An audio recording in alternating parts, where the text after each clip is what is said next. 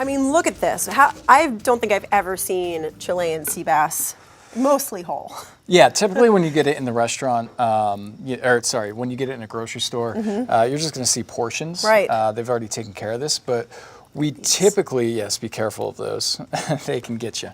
But we typically get all our fish in-house in a whole format, and then we fabricate it from there down to the fillets that we need. So much fresher that way. It absolutely is.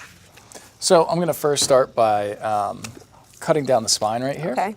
This is, it's a very meaty fish. Yeah. It's got a very high fat content to it. Right. Which that's why it tastes so delicious. It's so good. Yeah. And it's very forgiving for novice cooks as well. Right, because it doesn't dry out. It does not dry out. Nice. No. So we're just going to simply take that off. This is great. So you guys are really known for your steaks at Harry's Savoy Grill and known for doing all the butchering and aging in-house. Absolutely. But you do fish as well. We do. We're you do very it well known for our seafood. Yeah. So what I'm going to do now is kind of take the rest of these bones off here. Okay. And finish filleting this out. Nice. So how many fillets will you get out of a big fish like this? This one will probably get about a dozen or so, depending. Wow, that's really cool. Excuse me. Sure. And will you find a lot of little pin bones in here like you do with a lot of fish? So you are definitely going to have the pin bones throughout here, but you can't really remove them like you would with a regular fish. So we usually end up just kind of cutting those out. Okay. And you can kind of feel them running right through here. But before I get there, I'm going to start on this side here. Cut a couple fillets up until we get to those bones. Okay. Now there's a lot of different types of sea bass out there. What's the main difference you'd say between Chilean sea bass and like a black bass?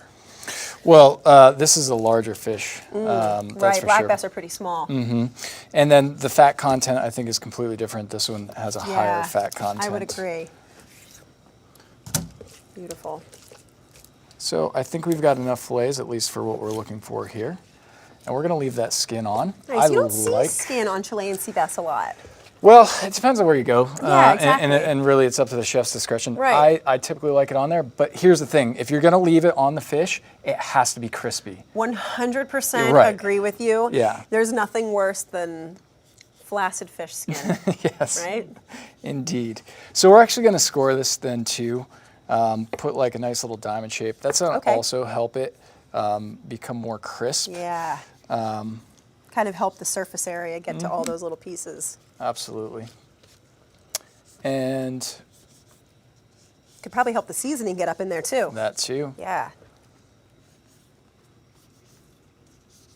Nice.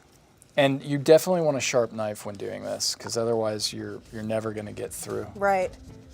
A sharp knife is really important when cooking anything. Absolutely. Especially something like this.